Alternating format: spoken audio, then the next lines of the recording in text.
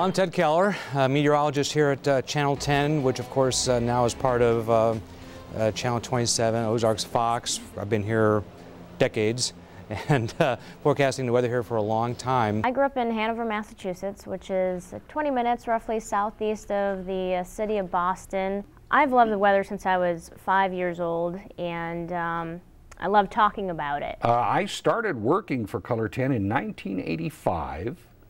I worked down in Branson for almost 2 years, then came back here. So I would say 85 to 2007. So out of that time, I've worked for Color 10 about 20 years.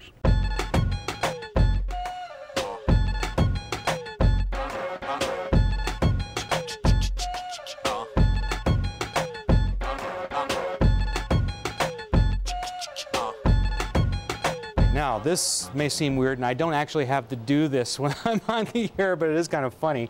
This wall moves, and it's real estate in our studio is a little tight, so they designed this thing on rollers. So I just kind of move this over, and what is behind it is a seemingly innocent-looking sort of blue wall. And if you were here in the studio watching this and I were actually doing the weather, I'd move to my tape line right here, and I'd be flying my arms all over, and you probably would think I've lost my mind because I appear to be waving and talking at nothing. The chroma key, or the blue screen, is basically removes color from one image and replaces it with something else. So for example, if I were to step in front of the wall wearing all blue, you would see the image that they're trying to put up there. So you're not allowed to have a blue suit with the blue screen, and it's challenging at first when you first get the chance to step in front of it, because you have 3 monitors to look at, one in front of you and one to your right and one to your left, and so you can always keep track of where you are by looking either in those directions. However, the one that's facing you, your body, if you're moving to the right, it's going the opposite direction in the camera, so it can be confusing when starting off, and everything has to be in the plane of your body. So if I want to make it look like I'm touching the map, I have to have my hand parallel to my body.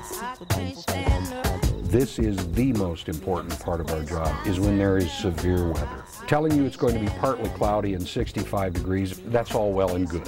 What we're really here for is if there are severe thunderstorms, tornadoes, hail, dangerous situations that could harm you or your property. We are here for is to be able to warn you, to tell you to take cover. It's a challenge every day. Forecasting is always a challenge because it's not an exact science, and so coming into work, you do the best you can with the information you're given, and that's a challenge. And it's also a challenge when you're thrown with some severe weather. It's exciting, but yet you've got a big job to do, and you want to do it right. During severe weather, we've got there are a couple of duties. The first and primary duty is to get on air with the information, and that doesn't even necessarily require a camera, because if there's a tornado warning and it's happening fast, it's much more important to show people the radar and give them the information rather than see my or anybody else's face, for that matter. So getting that information out and getting it right is the first priority. So you actually do need a meteorologist voicing that or appearing on camera. Then you have backup meteorologists who will do anything from interpret the radar to collect storm reports, feed the person on air information, water, whatever they need to get the job done. Sometimes that's tag team. Oftentimes 2 meteorologists are sitting here at the same time. Again, the same effect. You're trying to, we've had tornado outbreaks where we've been on the air for hours at a time, which is very hard to do. You can't, it's hard to speak for that long of a time without a break. So that, and then if there's time, and if the weather is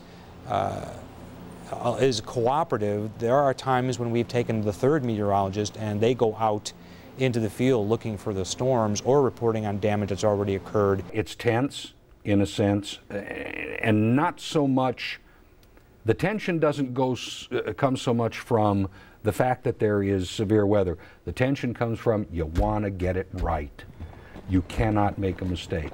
People are depending on you at that point. I am so wired that I can get up in fact, I can just roll over in bed and use my cell phone to check the radar. And I've got a laptop, and that's always hooked up in the house, and I've got that rolling around all the time, so when the weather is bad, it's just a mouse click away for me to know what's going on. It takes me a while to get ready for work.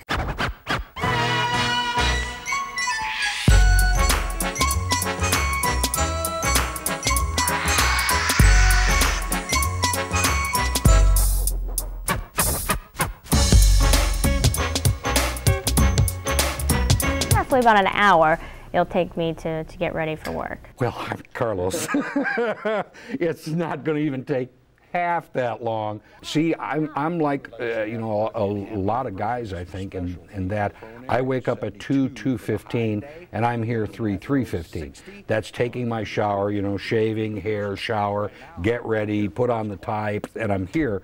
So, no, I don't need that much time to get ready, and even if I took that much time, I don't think I'd look any different. I think it's always traditionally been quite unfair that when people look at television, they're probably a little more critical of women than they are of men. I have every confidence that I could probably go on the air uncombed and unshaven. I don't think people would make too big of a fuss about it if it was severe weather and clear. But people are just different about women. I don't know why that is. It shouldn't be the case. Outside of work, I enjoy keeping in shape. Health is important to me, so eating right and running or playing sports, that's more fun than running. But I also play on the station co-ed softball team at Somerset the River.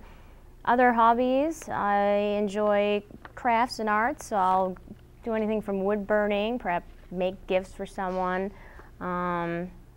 as well as just enjoy music and socializing. My biggest hobby, of course, is golf.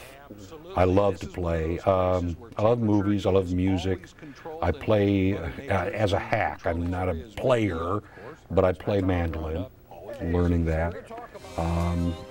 Music, theater, movies, and golf. I think that kind of fills it as far as hobbies are concerned. I like putting together. Weather is also my hobby, so I like putting together, you know, websites for that that try to help viewers as much as they can. And you can, like on OzarksFirst.com, you can get a link to all that stuff. I enjoy. I just have a lot of side interests. You know, I build houses. I teach quite a bit at MSU and OTC, so I keep fairly busy, you know, and some of those are weather related and some of them aren't. And then of course I'm home with my family as much as I can be. That's one thing about, you know, television is that, you know, it's since I'm not home evenings, that is kind of, I think, maybe one of the drawbacks for someone who has a family is that you have to really be guarded of your time you do have with them. Typically it's, I'll get a phone call from a teacher and they'll either want me to come in for a career day or to actually, they may be going over a certain weather subject that week and they want me to focus on an area and talk about that. So I just simply will go in and explain the weather, and I've talked to kids as little as 3 and 4 to as high as middle school students, and it's just, it's a joy. I just can't stay inside all day. I gotta get out, give me some of those rays. Everybody's smiling, sunshine day. Working the morning show is, once I started doing that, my life turned 180 degrees from what it had been for most of my adult life. I get up at about 2:15 in the morning. That was generally the time when I thought about, maybe I ought to go home and go to bed now. On a day-to-day basis, weather is generally pretty good and enjoyable to report and fun and interesting. It's funny, it kind of stays the same in a certain sense, but yet it's different every day in a certain sense. And the last thing is, it's such a common, everyday type of thing. Everybody has at least an understanding, a philosophy, a comment, a method for either forecasting the weather, right or wrong. It's just fun to listen to it. You know, everyone from your grandpa to your 4-year-old has made a forecast and they just don't realize it. So it's such an interesting science that everybody can participate in, and that's part of what makes it really fun. It's very important to give a viewer an accurate forecast. You want them to want to turn to you, and because they eventually may depend on you.